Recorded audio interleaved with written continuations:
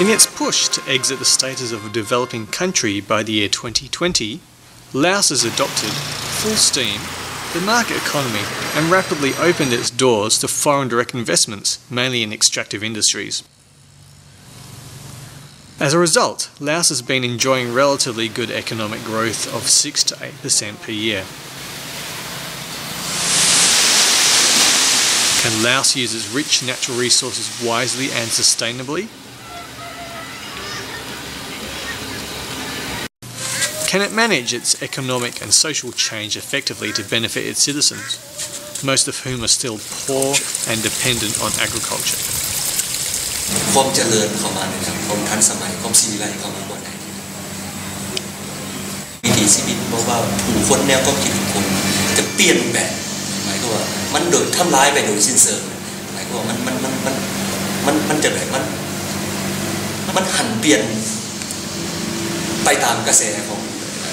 ความเจริญนี่แหละฉะนั้นแต่คันบ่มีความเจริญเหล่านี้เนี่ยพวกเขาก็ยังดำรงชีวิตได้เมื่อก่อนปู่ย่าตายายนะหมายความมันซ่าดีกว่าซะ To get a deeper perspective, let's travel to visit some of the rural communities of Kham district of Sengkuang province in the northeastern part of Laos.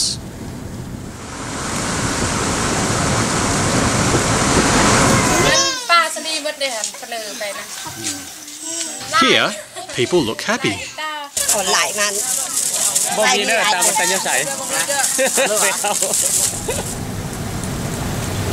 And now have access to roads, schools, markets and shops, many of which were built only in the past 5 years. The wealth has come mainly from farmers switching from rice farming to production of corn, which is sold to Vietnam.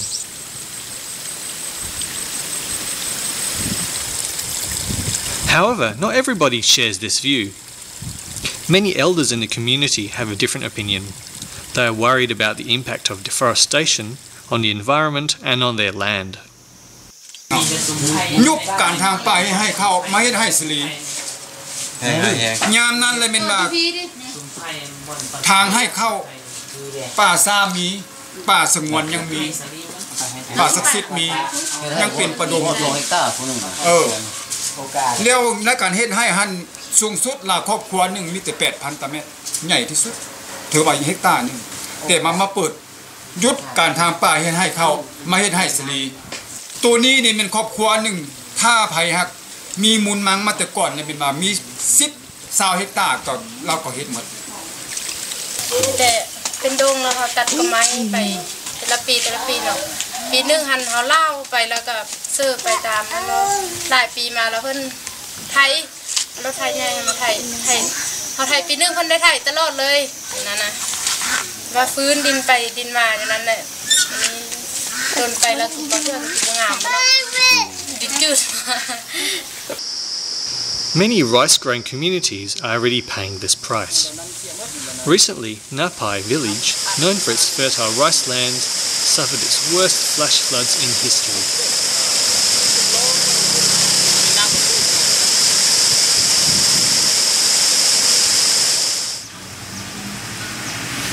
Young people are eager to push ahead and enjoy the material benefits that come with economic growth. But the older people are more cautious because they are more aware of the interconnectedness between the environment, their livelihood and culture.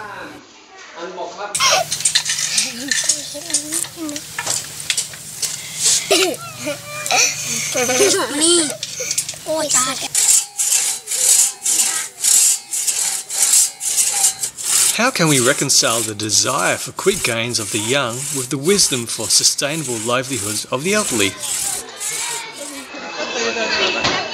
Is there a middle way?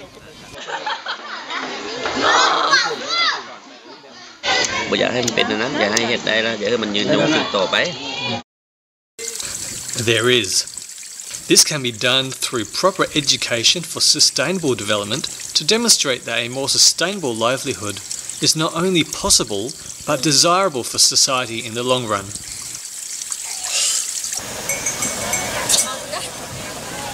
Let's join a Lao youth group who carried out an education for sustainable development learning activity.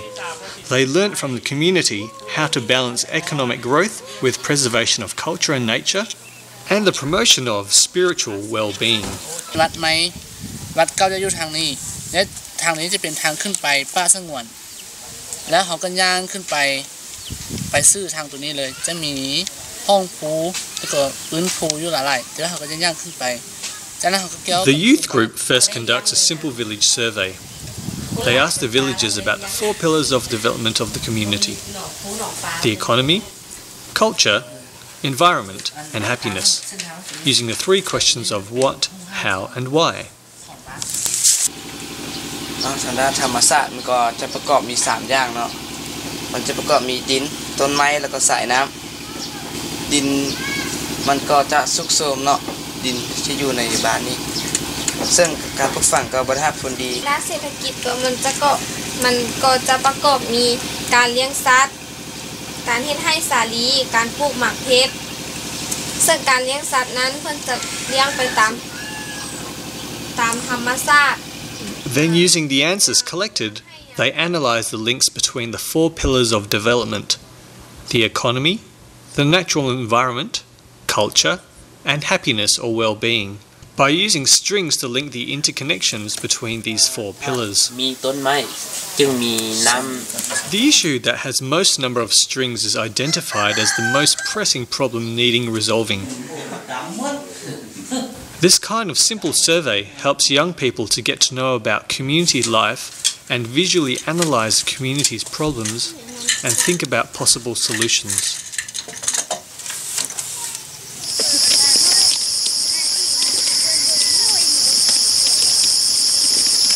The young people, for example, find that land and soil are the most important resources of the community.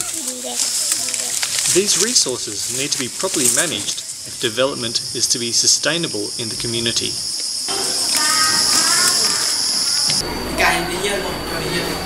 Secondly, they also found that parents are happy to see their children have access to education.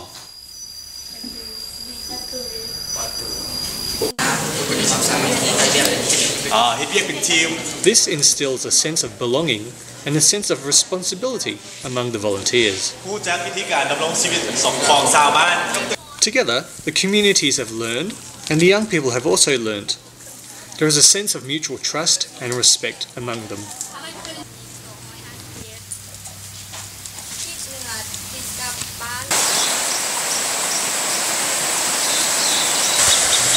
Since land is identified as an important issue, another group of youth volunteers then helped the villagers to map out the boundaries of their communal land using Google Earth satellite pictures. These maps will enable villagers to register their communal lands with the district land office and legalise their ownership.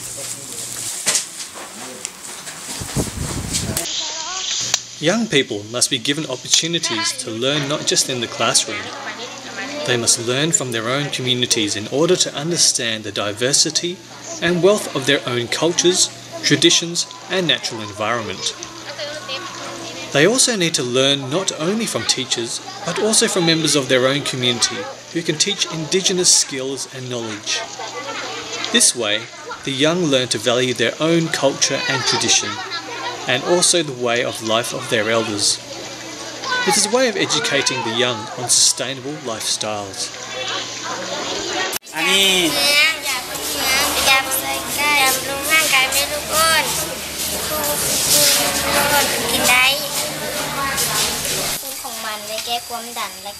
Such real-life learning activities are now seen as necessary to improve the quality and relevance of education. For this reason, Mr. Somchai, head of Sengkwang Provincial Education Service, is pushing his colleagues to expand this kind of learning to more schools within the province. เจ้ากำลังปรับปรุงแผนปี2920นี้ก็สิเน้นข้อหนึ่งอยู่ในข้อเรื่องความสอดคล้องและคุณภาพของการศึกษานี่สิเว้าขึ้นมาอีว่าแต่ละโรงเรียนต้องมีศูนย์เรียนโรงเรียนต้องมีส่วนเรียนโรงเรียนต้องมีห้องปฏิบัติตัวจริงเนี่ยได้สิเน้นขึ้นตัวอีกแล้วเอาเข้าอยู่ในมาตรฐานของเรียนดีเด่น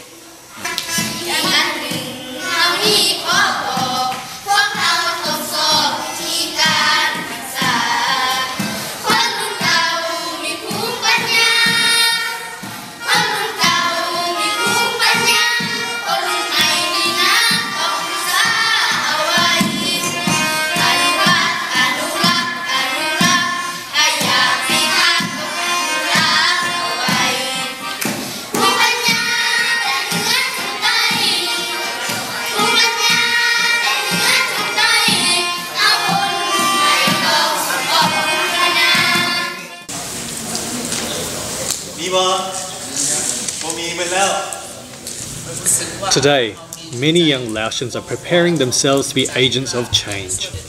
They learn and share knowledge with the community. They learn to be compassionate and caring for each other and for the environment. Such inclusive and holistic approaches to education will help young people in Laos to better appreciate the value of balanced development and sustainable living.